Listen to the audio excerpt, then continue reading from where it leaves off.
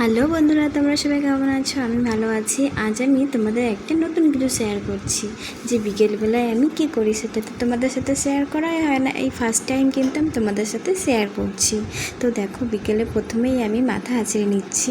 এই কাজটা আমার সবথেকে বিরক্তকর লাগে, তো তবুও ছাড়িয়ে নিলাম। আর এত পরিমাণে জটায়, তো তবুও ছাড়িয়ে একদম বেঁধে নিলাম। ক্লিপ খুঁজে পাচ্ছিলাম না, তো খুঁজে পেয়ে তো এখন দেখো আমি ঝাড় দিচ্ছি ঘর। তো বিকেলবেলা বলে একটু তো ঘর ঝাড় দিতেই হয়, না হলে না ভালো লাগে না, কেমন ধুলো হয়ে থাকে না।